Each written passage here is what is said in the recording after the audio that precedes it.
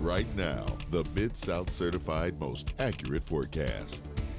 While we might not be on the coast, we still can't be impacted from tropical systems. That's why we're tracking the tropics this evening as Hurricane Helene is making its way on shore as we speak near Steinhatchee, Florida. You can see here on the infrared satellite, those bright pink colors there, those are very tall thunderstorms in the eye wall of this hurricane. 140-mile-per-hour winds, that puts it well into Category 4 strength, a very powerful storm, and it has increased dramatically over the last 24 hours. It's going to move through Georgia and bring a lot of heavy rain to the Appalachians, but notice it's also going to be pushing a lot of rain our direction as we get into Friday. This is about midday. We'll see some very heavy rainfall through the northern part of our viewing area.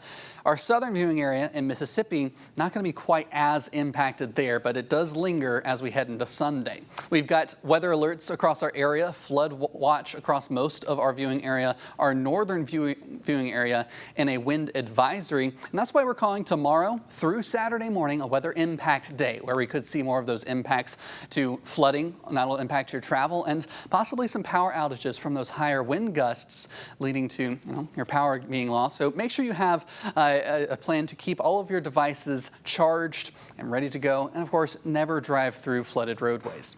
Let's take a look at some of the temperatures back here at home. Those we're still seeing our temperatures in the 60s, 70s for most of the viewing area. It's going to be on the cooler side over the next couple of days as well. Tomorrow we're not looking at temperatures getting much out of the 60s for some of us. Let's take a look at that radar once again, though. We've got a couple of tornado warnings there around the Savannah, Georgia area. There was a cluster of them in the lowlands of Georgia earlier this evening. But zooming in here on satellite and radar, we've got this orange box. Normally we have orange boxes for severe thunderstorm warnings, but this one in particular is known as an extreme wind warning. This is only issued for major hurricanes coming ashore, as we're looking at winds upwards of 130 miles per hour already onshore. Right here is about Steinhatchee, Florida.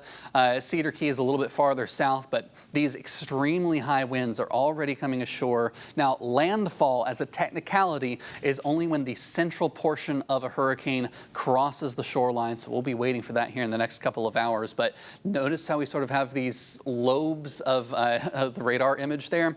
That's what's called mesovortices, tiny circulations within the eye, a sign of a very powerful hurricane. We're starting to see the initial bands of the rain coming into some of our counties there. Crockett County, Haywood County, going to see that in the next half hour or so.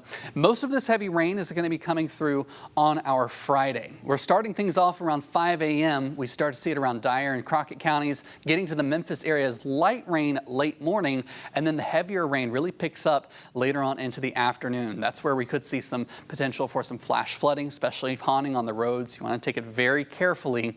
Then we just linger with some showers across western Tennessee and up towards Kentucky as the upper low absorbs the remnants of Helene as we go through the weekend.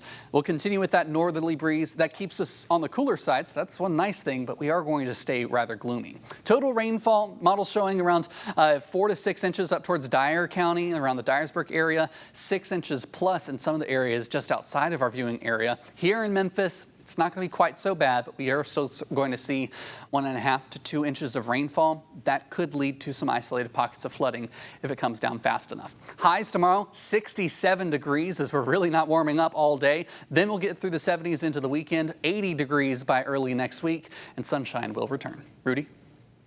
All right, kid, thanks a lot.